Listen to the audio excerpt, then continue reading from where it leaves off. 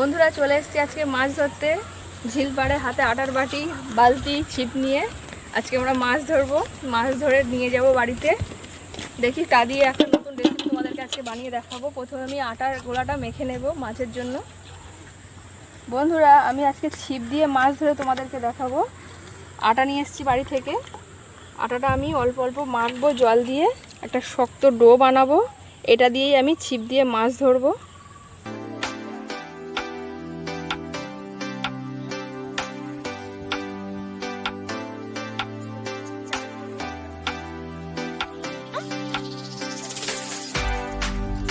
চার পাড়ানো হয়ে গেছে, এবার আমি ছিপটা জলে ফেলবো।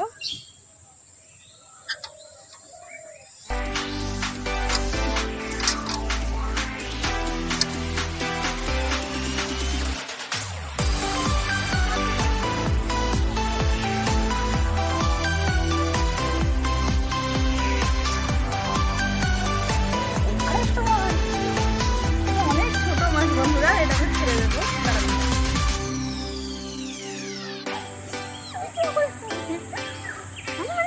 বন্ধুরা আরো একটা মাছ,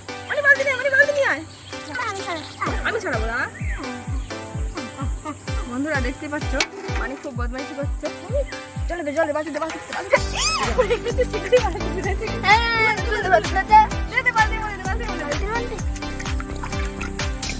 বন্ধুরা আমাদের মাছ ধরা পর্ব শেষ। কতগুলো মাছ হয়েছে, মাছগুলো আমরা বাড়ি নিয়ে যাব। নিয়ে গিয়ে একটা নতুন রেসিপি তোমাদেরকে বানিয়ে দেখাবো, পুকুরের জ্যান্ত মাছের রেসিপি। মাছগুলোর সাইজ একটু ছোট ছোট, পুকুরের জ্যান্ত ছোট মাছই ধরেছি আজকে আমরা। তো চলো মাছগুলো নিয়ে আমরা বাড়ি যাই, বাড়ি গিয়ে রান্না বান্না শুরু করে দিই।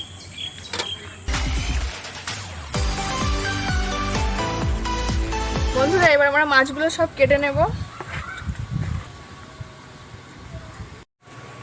এবার মাছগুলো আমি ঝাঁকার মধ্যে ঢেলে দেব। দেখুন বন্ধুরা পুরো ছোট ছোট পুকুরের জ্যান্ত মাছ। এই জ্যান্ত মাছ দিয়ে একটা রেসিপি তোমাদেরকে আজকে বানিয়ে দেখাবো।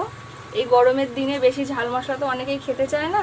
মাছগুলো আমি কেটে নেব। এই জ্যান্ত মাছের দিয়ে একটা নতুন রেসিপি তোমাদের কাছে বানিয়ে দেখাবো।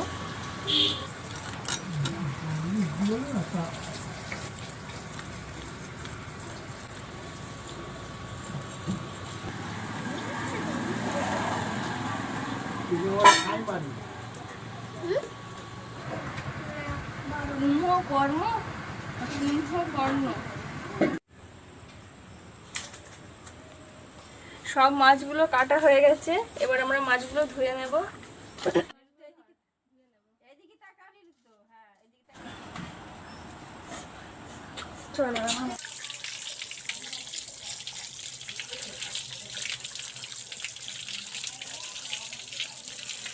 নমস্কার বন্ধুরা, সঙ্গীতা কিচেনে তোমাদের সকলকে অনেক অনেক স্বাগত। আমি আবারও চলে এসেছি আমার আরও একটা রেসিপি তোমাদের সাথে শেয়ার করবো বলে।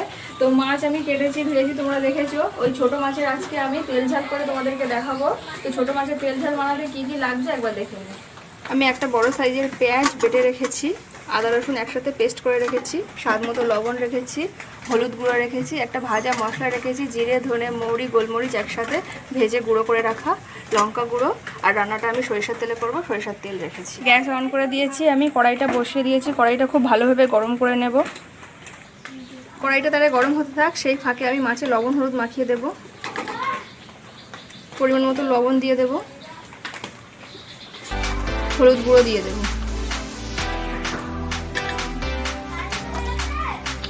মাছটা আমি মেখে নেব লবণ হলুদ দিয়ে।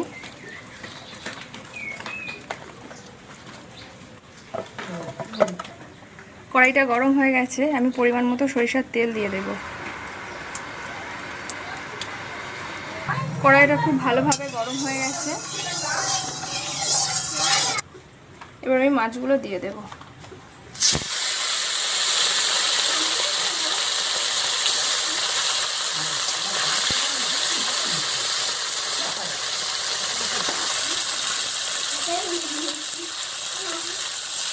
মাছগুলো 2 পিঠ লাল লাল করে ভেজে নেবো। 1 পিঠ হতে থাক, পরের পিঠ পরে উঠে। মাছগুলো 2 পিঠ লাল লাল করে ভাজা হয়ে গেছে, এবার তুলে নেব।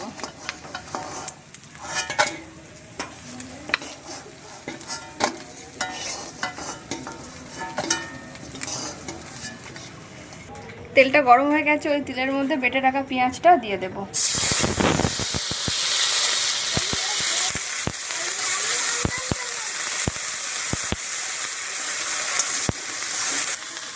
বেটে রাখা আদা রসুনটা দিয়ে দেবো।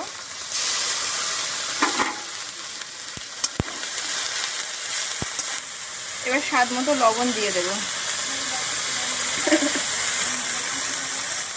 পরিমাণ মতো হলুদ গুঁড়ো দিয়ে দেবো।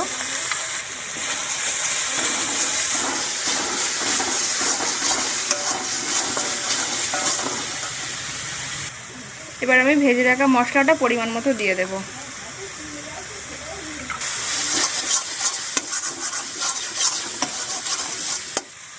এবার আমি লঙ্কা গুঁড়োটা দিয়ে দেবো।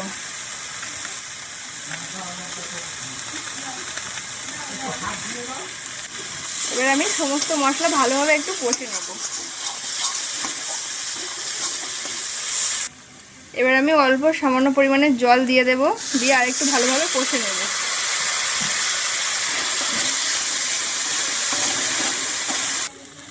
মশলাটা খুব ভালোভাবে কষানো হয়ে গেছে, মশলা থেকে তেল ছেড়ে দিয়েছে। এবার আমি পরিমাণ মতো জল দিয়ে দেব।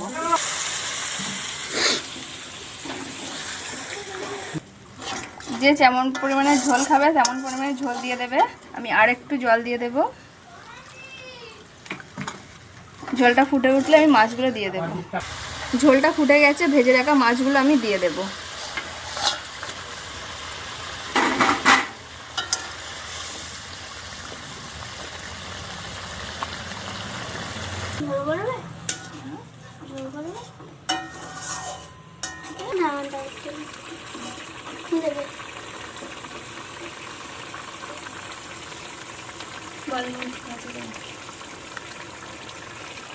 তেল ঝাল ঠিক আছে,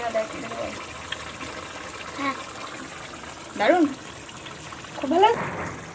আমাদের মাছের তেল ঝাল রেডি হয়ে গেছে। সব শেষে আমি গোটা গরম মশলা বেটে নিয়েছি, এটা আমি ওপর থেকে ছড়িয়ে দেব।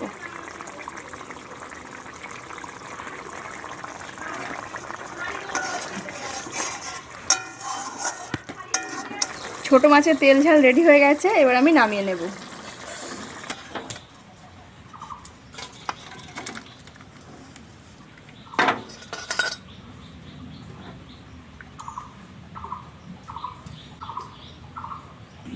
তো বন্ধুরা, যারা এতক্ষণ ধরে আমার এই ভিডিওটি দেখলে অবশ্যই আমার চ্যানেলটিকে সাবস্ক্রাইব করো, লাইক কমেন্ট শেয়ার করতে ভুলো না। যারা ফেসবুক পেজ থেকে দেখছো অবশ্যই আমার পেজটিকে ফলো করো, লাইক করো আর কমেন্ট করে জানিও আমার ভিডিওগুলো কেমন লাগছে।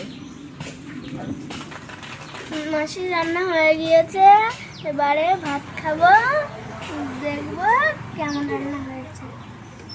তো আমার মানিটা তো বলেই দিল, আমরা সবাই মিলে একসাথে কলা পাতাতে আজকে খাবো, খেয়ে বলবো দেখে তোমাদের কেমন হয়েছে রান্নাটা।